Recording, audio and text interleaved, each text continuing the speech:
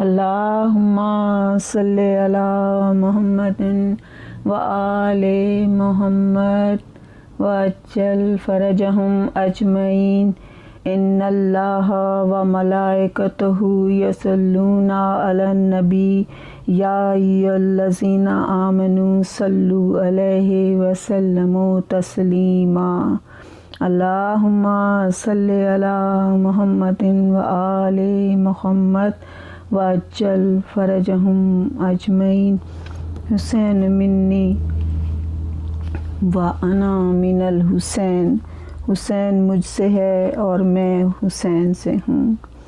میرے رسول نے اس لیے ارشاد فرمایا کہ حسین منی وانا من الحسین، کہ اسے علی کا بیٹا حسین نہ سمجھنا، بلکہ یہ اپنے وقت کا محمد ہے۔ اور اگر کبھی یزید اے حسین تجھ سے بیعت مانگے تو اس سے بیعت نہ کرنا، کیونکہ یزید نے دین میں تبدیلیاں لے آیا تھا، شریعت تبدیل کر رہا تھا، اور وہ یہ چاہتا تھا کہ کسی طریقے سے میں حسین کو اپنے نزدیک لے آؤں، حسین بیعت کر لیں، تو پھر میں جو تبدیلیاں دین میں کروں گا، جو تبدیلیاں شریعت میں کروں گا، وہ تمام کے تمام اہل اسلام مان لیں گے کہ حسین نے بیعت کر لی ہے۔ میرا رسول تمام نبیوں کا امین ہے، آپ کا لقب بھی ہے کہ آپ صادق ہیں، آپ امین ہیں۔ امین وہ مکے والوں کی امانتوں کے رکھنے کی وجہ سے ہی امین نہیں ہیں، بلکہ آپ 1,23,999 نبیوں کے تمام امانت جو وہ لے کر آئے تھے دین کی، اس کے امین ہیں۔ آدم سے لے کے جناب عیسیٰ تک جو دین آیا، اس کی حفاظت اور اس کی تمام امانت کے طور پہ وہ میرے رسول کے سپرد کرتے چلے گئے۔ یہ دین کی امانت تھی جو میرے رسول کے پاس تھی، اور پھر رسول اللہ نے جناب امام حسین، حسن حسین کو یہ امانت سپرد کر دی تھی۔ میرے مولا حسین نے اس امانت کی حفاظت کے لیے کربلا میں آپ سن 61 ہجری میں تشریف لے کر آئے، اور پھر آپ نے کربلا میں اس امانت کی حفاظت ایسے کی کہ کربلا کی اس ریت پر، کربلا کی صحرا میں آپ نے اس امانت کی حفاظت کرتے ہوئے حسین منی و انا من الحسین کو ثبوت دیتے ہوئے کربلا کی ریت پر آپ نے لا الہ الا اللہ اپنے خون سے لکھا، اپنے بچوں کے خون سے لکھا، اپنے جوان علی اکبر کے سینے کے خون سے لکھا، اپنے شیرخوار علی اصغر کے 6 ماہ کے بچے کے خون سے لکھا کہ لا الہ الا اللہ محمد الرسول اللہ۔ اور آپ نے تمام نبیوں کی وہ امانت جو تھی اس کی حفاظت کی۔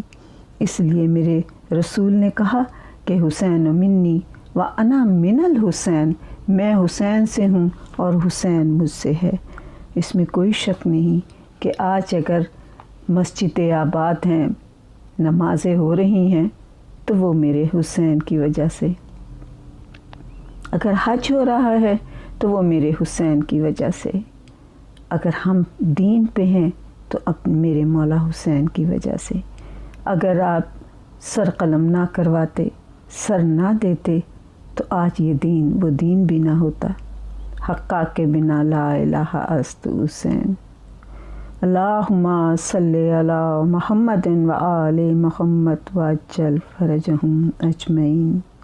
یہ تو شاد و آباد گھرانہ تھا، یہ وہ گھرانہ تھا کہ جس کے لیے قرآن میں آیتیں آئیں، انما یرید اللہ لیذھب عنکم الرجس واہل بیتہ یطہرکم تطہیرا۔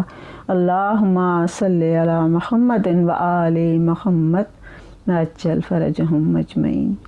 وہ خاندان کہ جس کے لیے آئے تطہیر آئی، اور یہ پنجتن کہ آخری فرد میرے مولا حسین ہیں، اور ہم یہ کہتے ہیں کہ میرے مولا حسین آپ پہ لاکھوں کروڑوں درود و سلام۔ خداوند کریم کا شکر ہے کہ ہم دین اسلام میں ہیں، ہمارا نبی رسول اللہ صلی اللہ علیہ وآلہ وسلم ہیں، اور آپ نے کئی دفعہ رسول اللہ صلی اللہ علیہ وآلہ وسلم نے فرمایا کہ حسن و حسین سید الشباب اہل جنت، یہ جنت کے جوانوں کے سردار ہیں، وہ میرے آقا و مولا حسن و حسین۔ میرے مولا حسین کی پیاری بہن زینب، اگر زینب نہ ہوتی تو تبلیغ کربلا ادھوری رہ جاتی، مشن کربلا ادھورا رہ جاتا اگر میری بیوی زینب نہ ہوتی۔ وہ زینب جو جناب رسول خدا کی بہت پیاری ہیں، وہ زینب بی بی کہ جو مولا علی کی بہت پیاری ہیں، جن کی شکل بھی بالکل بابا جیسی تھی۔ جب جناب زینب پیدا ہوئی تھیں تو جناب فاطمہ الزہرا سیدۃ النساء العالمین نے کہا، یا علی اس کا نام رکھتے ہیں آپ؟ تو آپ نے کہا تھا، میں نے کبھی رسول اللہ کی غیر موجودگی میں نام رکھا ہے؟ میرے ہر بچے کا نام جناب رسول خدا نے رکھا ہے، میرے ابن ام نے رکھا ہے، تو اس بچے کا نام بھی وہی رکھیں گے۔ اور جب جناب رسول خدا تشریف لائے اور آپ نے جناب زینب کو گود میں لیا اور آپ کے چہرے کی طرف دیکھا تو کہا، اس کا نام زینب ہے، بابا جیسی ہے یہ۔ اور جب آپ چلنے لگیں تو آپ فرمایا کرتے تھے کہ اس کی چال ڈھال بالکل اس کی نانی ختیجہ جیسی ہے۔ وہ میری بیوی کہ جو غم گسار بھی ہے، ماں کی غم گسار بیٹی، جو ماں کے ساتھ بیٹھ کے جب وہ اپنے بابا کو روتی تھی تو ساتھ ساتھ زینب بھی رویا کرتی تھیں۔ جب کرتا سیتی تھی تو جناب زینب کو وصیت کرتی جاتی تھی۔ 5 سال کی عمر میں میری بی بی فاطمہ نے جناب زینب کو ہر ہنر سکھا دیا، ہر تعلیم دے دی تھی۔ اس لیے تو جناب سید سجاد کہتے ہیں کہ میری پھوپھی عالمہ غیر معلمہ ہے، جس نے کسی معلمہ کی شاگردی نہیں کی ہے، کیونکہ ماں فاطمہ نے ہی اتنی تعلیم دے دی تھی۔ وہ جناب مولا علی مشکل کشا کا وقت ہے، کوفے میں آپ کی شاہی ہے۔ کوفے کی عورتیں کہتی ہیں، مولا علی آپ مردوں کو درس دیتے ہیں، لیکن بہت سی ایسی چیزیں ہوتی ہیں جو آپ سے ہم پوچھ نہیں سکتے، کیا ہی اچھا ہو اگر جناب زینب کوفہ تشریف لے آئیں۔ میرے مولا علی نے کہا کہ ٹھیک ہے، میں زینب کو بلاتا ہوں۔ آپ نے مدینے میں اطلاع بھجوائی اور کہا، حسن و حسین، جناب عبداللہ ابن جعفر، جناب محمد حنفیہ اور جناب غازی ابوالفضل العباس سے کہا کہ میری بیٹی زینب کو بہت شان و شوکت کے ساتھ لے کر کوفہ آؤ، اس لیے کہ بابا کی شاہی ہے اور بابا کی حکومت ہے، پردہ دار میری بیوی۔ اور جب جناب حسن حسین جانے لگے لینے کے لیے تو آپ نے بیٹوں کو پاس بلایا اور کہا، ذرا میری بات دھیان سے سنو، میری زینب کبھی گھر سے باہر نہیں نکلی ہے،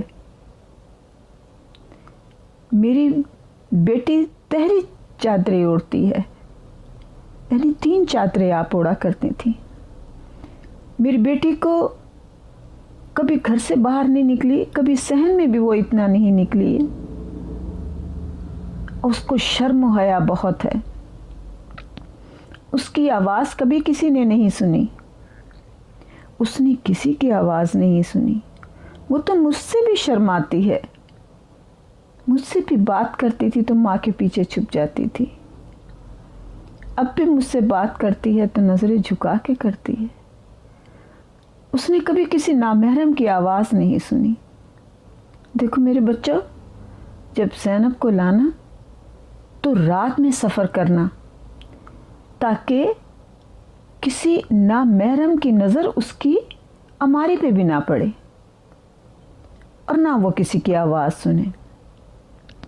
دوسری بات یہ ہے، پھر آپ نے مولا حسین کی طرف دیکھ کے کہا، حسین بیٹا، بات یہ ہے کہ زینب کبھی گھر سے باہر نہیں نکلی تو اس کو گرمی لگے گی، اس لیے ٹھنڈے وقت میں سفر کرنا، رات کو سفر کرنا، اور دیکھو تم ایسے کیا کرو کہ دن میں سفر بالکل نہ کرنا. دن میں گرمی ہوتی ہے، دھوپ ہوتی ہے، صحرا کی گرم ریت ہوتی ہے، میری بیٹی سے برداشت نہیں ہوگا. اس لیے کسی ٹھنڈی جگہ پہ دن میں رک جایا کرنا اور رات میں سفر کرنا. پھر آپ نے جناب غازی عباس کی طرف دیکھ کے کہا، اور بیٹا ایک بات عباس میری دھیان سے سن لو. یعنی ایک ایک بات آپ ایک ایک بیٹے کو سمجھا رہے تھے کہ جب تم کوفے کے دروازے پہ پہنچو مجھے اطلاع دے دینا. کوفے سے آگے میں اپنی شہزادی اپنی زینب کو خود لے کے جاؤں گا کوفے میں. کوفے کے صدر دروازے پہ تم اپنا قافلہ روک دینا، اور یہ کام اس وقت کرنا جب صبح کا وقت ہو رہا ہو. میری بیٹی کو بالکل آرام سے لے کے آنا. پھر آپ نے محمد حنفیہ کی طرف دیکھا اور کہا، محمد حنفیہ تم سے میں یہ کہہ رہا ہوں کہ رستے میں پانی کا بہت انتظام رکھنا. کوفے میں آتے آتے مدینے سے پانی کی مشکوں میں پانی ختم نہ ہونے پائے، کیونکہ اور عورتیں بھی ساتھ ہوں گی، بچے بھی ساتھ ہوں گے. کھانے پینے کا سامان زیادہ رکھنا کہ کہیں رستے میں ختم نہ ہو جائے، اور زینب پیاسی نہ رہ جائے، بچے پیاسے نہ رہ جائیں. ایک ایک بیٹے کو آپ ایک ایک بات سمجھا رہے تھے. اور ہاں، محمل اور پالکیاں بہت احتیاط سے رکھنا. اور پھر آپ نے کہا، دیکھو محمد حنفیہ یہ سارے کام تم نے کرنے ہیں. اونٹ تیز رفتار اور طاقتور رکھنا، کوئی کمزور یا لنگڑا اونٹ تمہارے قافلے میں نہ ہو. کمزور اونٹ تمہارے قافلے میں نہ ہو، یہ کام تم نے کرنا ہے. جب چاروں بیٹوں کو سب باتیں سمجھا لیں تو آپ نے کہا، آپ جاؤ اور میری زینب کو لے کر آؤ. میری بیوی زینب جب مدینے سے چلی تو چاروں بھائیوں کو یہ خیال تھا کہ زینب کو کوئی تکلیف نہ ہو، اس لیے کہ بابا نے سختی سے کہہ دیا ہے کہ کوئی زینب کو رستے میں تکلیف نہ ہو. رات کا سفر کیا، دن کی دھوپ سے بچایا، اچھی جگہ روکتے تھے جہاں چھاؤں ہوتی تھی، اور جیسے ہی دھوپ ڈھلتی تھی سفر شروع کر دیتے تھے. اور دن تیز دھوپ ہونے سے پہلے قافلہ روک دیتے تھے. جناب محمد حنفیہ بار بار آ کے کہتے تھے، آپ کو پانی کی ضرورت تو نہیں. غازی عباس ساتھ تھے، حسن و حسین آپ کی الماری کے دونوں طرف ہوتے تھے. بار بار حسن و حسین پردہ ہٹا کے پوچھتے تھے، زینب کسی چیز کی ضرورت تو نہیں؟ اس ناز، اس شان اور شوکت کے ساتھ میری بیوی جب کوفے کے دربار سے پہلے، یعنی دروازے پہ، وہ جو دروازہ تھا کوفے کا، وہاں پہنچی. جناب غازی عباس کے قافلہ بھی دوری تھا تو غازی عباس نے گھوڑے کو تیز دوڑایا اور مولا علی کے پاس پہنچ کے کہا، بابا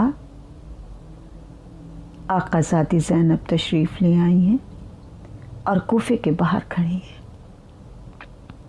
مولا علی آئے، بیٹی کی الماری کا پردہ اٹھا کے کہا، دعائیں دیں. بیٹی نے بابا کو سلام کیا، کہا، زینب رستے میں کوئی تکلیف تو نہیں ہوئی؟ گرمی تو نہیں تھی؟ پریشانی تو نہیں ہوئی؟ کہا، نہیں بابا، بھائیوں نے بہت خیال رکھا ہے. جناب حسین کہتے ہیں، جب ہم مدینے سے چلے تھے ہم نے گلی اور بازار بند کروا دیے تھے بابا. جب زینب گھر سے باہر نکلی تو میں آہستہ قدموں سے چلاتا ہوا اسے میں نے خود ہماری میں سوار کیا ہے. ہم دونوں بھائیوں نے ہماری میں سوار کیا ہے. میرے مولا حسن کہتے ہیں، بابا میں نے سوار کیا ہے. زینب کو کوئی تکلیف نہیں پہنچی. میرے مولا نے کہا، جیتے رہو، خوش رہو. اور اس کے بعد میرے مولا نے ہماری یعنی اونٹ کی لگام پکڑی اور آپ آہستہ آہستہ کوفے کے دروازے کے پاس پہنچے. کہا زینب اس وقت کوئی بھی نہیں ہے. میں نے آج سب کوفے کے لوگوں سے کہہ دیا ہے کہ اپنے گھروں میں بند رہیں, باہر نہ نکلیں. آج میں مقدرات عصمت کو لے کے آ رہا ہوں. باہر کوئی نہیں ہے. تم ذرا الماری کا پردہ اٹھا کے دیکھو, یہ کوفے کا دروازہ ہے. میری بیوی نے کوفے کا دروازہ دیکھا. جی بابا دیکھ لیا.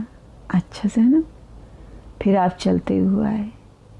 کہا زینب ذرا کوفے کا یہ صدر بازار ہے, دیکھو زینب ذرا الماری کا پردہ اٹھا کے دیکھو. بیوی نے کہا بابا یہ لڑکوں کو مردوں کو دکھائے جاتے ہیں بازار, آپ مجھے کیوں دکھا رہے ہیں؟ کہ زینب دیکھ لے اچھا ہوتا ہے. میری بیوی نے الماری کا ہلکا سا پردہ اٹھا کے بابا کے کہنے پہ دیکھ لیا. پھر آگے چلے.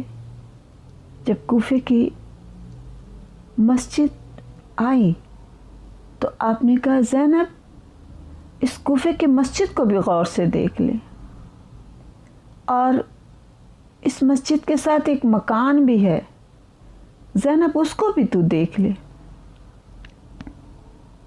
بی بی نے کہا اچھا بابا دیکھ لیا.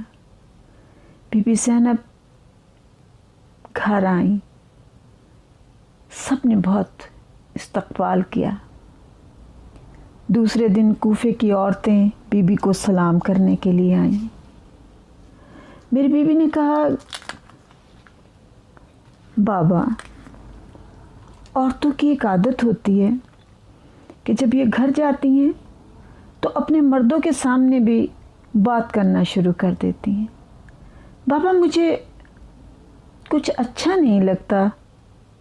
آپ نے کہا تمہیں میں نے اسلام کی تعلیم دینے کے لیے بلایا ہے. ان عورتوں کی خواہش تھی کہ تم آؤ اور انہیں کچھ تعلیم دو, تہذیب سکھاؤ, فقہ سکھاؤ, شریعت سکھاؤ, قرآن پڑھاؤ اور نماز روزے کی تعلیم دو. یہ تم سے تعلیم لینا چاہتی ہیں. بی بی زینب و کلثوم تعلیم دینے لگیں. بابا کی شاہی ہے, عورتیں آتی آپ سے تعلیم لیتی. آپ کہتی دیکھو شاید میں اس کوفے میں کبھی آؤں, یاد رکھنا یہ وقت. جب رات کا وقت ہوتا تو میرے مولا علی کہتے زینب و کلثوم میری بچیوں ذرا اس صحن میں مجھے چل کے تو دکھاؤ. میری بیوی کہتی بابا سمجھ میں نہیں آتی آپ کیوں کہتے ہیں. نہیں دیکھو اس وقت تم چل کے دکھاؤ مجھے, پیدل تم کیسے چلو گی, میں تمہارا پیدل چلنا دیکھنا چاہتا ہوں. اس تمام وقت میں میرے مولا علی کوفے کے صدر دروازے سے لے کے بازار, گلی, اس گھر تک بی بی سے کہتے تھے کہ الماری کا پردہ کھول کے دیکھ, اور خود روتے جاتے تھے. اور اب رات کو کہتے تھے اٹھ کے چلو مجھے چل کے دکھاؤ پیدل کیسے چلتے ہیں. کبھی کبھی کہتے زینب و کلثوم ذرا اپنے سر سے چادر اتار کے پیدل چلنا. بی بی زینب کہتی بابا یہ کیسا امتحان آپ لیتے ہیں. کہا زینب عادت ڈالو, کبھی سر پہ چادر نہ ہو تو کیسے چلا جاتا ہے. میری بیوی تڑپ جاتی تھی. ایک دن جناب فضا نے کہا آپ یہ کیسا امتحان لیتے ہیں ان بچیوں سے. آقا میرا دل بڑا گھبراتا ہے. کہا فضا وقت کا پتہ نہیں ہوتا, میں عادت ڈال رہا ہوں انہیں. اور یہ باتیں ہوتی تھیں. جب میری بیویوں کو کربلا سے روانہ ہونا تھا نا کوفے کی طرف، تو میری بیوی نے سب کو سوار کرا دیا تھا. اور جب آپ بھائی کی لاش پہ آئی تھی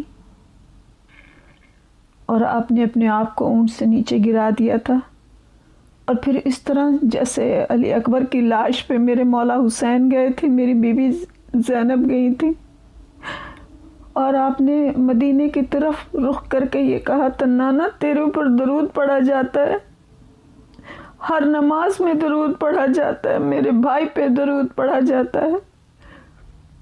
نانا آج اس کے پاس کفن بھی نہیں ہے. نانا تیری امت نے میری چادر چھین لی ہے، اگر میرے پاس چادر ہوتی تو میں آج بھائی کو چادر کا کفن دے دیتی. اور پھر میری بیوی نے ایک بیان کیا اور کہا تھا، حسین بھائی تو اس ماں کا بیٹا ہے کہ جب تو نے عید والے دن جوڑا منگوایا تھا تو ماں زہرا نے کہا تھا جنت کا درزی تیرے لیے جوڑا لے کر آئے گا، تو جنت سے درزی جوڑا لے کر آ گیا تھا. اے میرے بھائی حسین، اگر تو کہے میں بھی ثانی زہرا ہوں، جنت کا درزی بھی ہے، اگر تو کہے تو میں خداوند کریم سے کہوں کہ جنت سے کفن بھیج دے. تو میرے مولا حسین کی آواز آئی، زینب بہن، یہ یزیدی میرے جسم پر کفن چھوڑیں گے جو میرے ہاتھ کاٹ گئے، جس نے میری انگلی کاٹ دی ایک انگوٹھی کے لیے. میرے مولا حسین کی انگلی پہ ورم آ گیا تھا، آپ کی انگلی سے انگوٹھی نہیں اتر رہی تھی، تو ظالم نزدیک آیا تھا اور پتھر پہ پتھر مار مار کے اس نے آپ کی انگلی جدا کر دی تھی ہاتھ سے اور انگوٹھی اتار لی تھی. میرے مولا کہتے ہیں کہ نہیں چھوڑے گا. میری بیوی نے بڑی دردناک بیان کرتے ہوئے کہا تھا، اے خداوند کریم، ہم مجبور ہیں لیکن ہم نے تو اپنا وعدہ پورا کر دیا، تو اپنا وعدہ پورا کرنا اور ہماری اس قربانی کو قبول کر لینا. خداوند کریم تو ہماری اس قربانی کو قبول کر لینا. جب بھی میری قافلہ لے کر چلی ہیں، میرے مولا سید سجاد کو اس اونٹ پہ سوار کیا جو بہت لاغر تھا، بہت کمزور تھا اور لنگڑا بھی تھا، جس سے چلنا مشکل تھا. میرے مولا کو رسیوں سے جکڑ دیا گیا تھا اور ایک اتنا بھاری توق میرے مولا کی گردن میں تھا کہ جس کے توق خاردار تھا، جو میرے مولا کی گردن کو زخمی کیے چلا جا رہا تھا. اور یہ قافلہ جب کوفے سے باہر پہنچا ہے، مقام کناسہ کے پاس پہنچا اور ابن زیاد کو پتہ چلا، تو اس نے کہا کہ ابھی یہ کوفے میں داخل نہیں ہو سکتے، شام ہو رہی ہے، میں نے دربار برخاست کر دیا، صبح آئیں یہ. اور پھر اس نے ایک اہم اعلان کیا تھا کہ جتنے بھی کوفے کے گرد لوگ ہیں وہ سب کے سب آبادیوں والے صبح آ جائیں، کیونکہ جس کو ہم نے مارا ہے اس کے سب گھر والے آ چکے ہیں، ان کے سر آ چکے ہیں، سب تماشا دیکھنے آئے. تو آپ جانتے ہیں کہ شریف لوگ کسی کا تماشا نہیں دیکھتے، لیکن جو بدتمیز لوگ ہوتے ہیں، ذلیل لوگ ہوتے ہیں، کچھ وہ لوگ تو ضرور تماشا دیکھنے آ جاتے ہیں، یا جنہیں کچھ عداوت ہو کسی خاندان سے، کسی قبیلے سے، تو وہ تماشا دیکھنے آ جاتے ہیں. تو جب یہ اعلان عام ہوا اور پھر بادشاہ کی طرف سے مجبوری تھی اور اس نے کہہ دیا تھا کہ کوئی شخص گھر میں نہ بیٹھے، سب آ جائیں. تو سب لوگ صبح ہی صبح ایک ازدحام لگ گیا، سب اکٹھے ہو گئے اور پھر سر آ گئے اور سروں کو دیکھ کے سب پوچھتے تھے یہ کون ہے. کچھ لوگوں نے پتھر اٹھائے ہوئے تھے جو کہتے تھے کہ انہیں مارو، کیونکہ ابن زیاد نے کہا تھا جو بھی ظلم کرے گا میری طرف سے انعام میں ملے گا. جب یہ قافلہ چلا ہے، ایک اتنا شور تھا کہ کوئی آواز سنائی نہیں دے رہی تھی. جب بالکل دروازے کے نزدیک پہنچا تو ایک آواز آئی، السلام علیکہ یا ابا عبداللہ، السلام علیکہ یا ابن رسول اللہ، السلام علیکہ ابن فاطمۃ الزہرا. جب یہ آواز سنی تو میری بیوی زینب ایک دم تڑپ کے کہتی ہیں، سید سجاد، اس بے کسی کے عالم میں کون ہے جو ہمیں سلام کر رہا ہے؟ میرے مولا سجاد نے کہا، پھوپھی اماں ذرا دروازے کی طرف تھوڑا سا سر اٹھا کے دیکھیں. جب میری بیوی نے دیکھا تو جناب مسلم بن عقیل کا سر نظر آیا. میری بیوی رونے لگی، تڑپ گئی. میری بیوی کے مرنے کے بعد تو دین اسلام میں ہے کہ دفن کر دینا چاہیے. کتنے ظالم لوگ ہیں یہ کہ جو سر لٹکایا ہوا ہے. سب بیویاں تڑپتی ہوئی گزر گئیں، لیکن جو جناب رقیہ تھیں آپ رک گئیں اور آپ نے سر کی طرف دیکھ کے کہا، عقیل تم میرا حال، مسلم تم میرا حال بھی دیکھ رہے ہو، میں تمہارا حال بھی دیکھ رہی ہوں، لیکن مسلم میں تو سے ایک سوال ضرور کروں گی کہ مجھے یہ بتا دے، میرے 2 بچے جو تمہارے ساتھ آئے تھے، میرے بھائی عباس بھی مارا گیا، مسلم وہ بچے میرے کہاں ہیں؟ جناب مسلم کی کوئی آواز نہیں آئی اور فوجی نزدیک آ کے کہتا ہے، جلدی چلو ہمیں دربار تک جانا ہے. جب میری بیوی اس کوفے کے دروازے سے گزر رہی تھی تو میری بیوی کو وہ وقت یاد آ رہا تھا کہ جب بابا علی نے محمل کا پردہ اٹھا کے کہا تھا یہ دروازہ دیکھ لینا. رو کے کہتے ہیں، بابا علی آپ اس وقت کے لیے مجھے کہہ رہے تھے. جب آپ بازار میں پہنچے تو چاروں طرف لوگ اکٹھے تھے، خوشیاں منا رہے تھے، نئے نئے کپڑے پہنے ہوئے تھے. کچھ عورتیں چھتوں پہ بیٹھی ہوئی تھی، بچوں کے ہاتھ بندھے ہوئے تھے، عورتوں کے ہاتھ بندھے ہوئے تھے، بچوں کے رنگ زرد تھے، مٹی سے لباس اٹے ہوئے تھے، پریشان چہرے، بالوں میں مٹی تھی. اسی پیاس، اسی بھوک میں بچے جا رہے تھے کہ کچھ چھتوں پہ بیٹھی ہوئی عورتوں نے اوپر سے کھجوریں پھینکنی شروع کر دیں. میری بیوی نے جب یہ دیکھا کچھ لوگ روٹیوں کے ٹکڑے پھینک رہے تھے کہ ہم وہ خاندان ہیں کہ جو لوگوں کو کھانا کھلاتا ہے. کچھ بچے جو بھوکے تھے، جو بہت پیاسے تھے، انہوں نے وہ کھجوریں اٹھا کے کھانی شروع کر دیں. میری بیوی کلثوم کہتی تھی، ہم پہ صدقہ حرام ہے، ہم پہ صدقہ حرام ہے، ہمیں یہ کھجوریں مت بھیجو. ایک عورت آئی جس کی گود میں بچہ تھا، کہتی ہے یہ میں نے بچہ بڑی منتوں سے لیا ہے.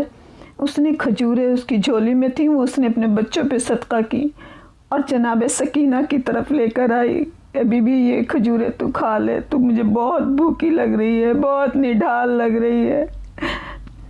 میری بیوی کلثوم کہتی ہیں، ہم سید زادیاں ہیں، ہم سید ہیں. کہتی کون سے سید؟ کہا ہم اولاد رسول ہیں، ہم آل محمد ہیں. وہ عورت سر پیٹنے لگی کہ آل محمد کا یہ حشر کر دیا ہے.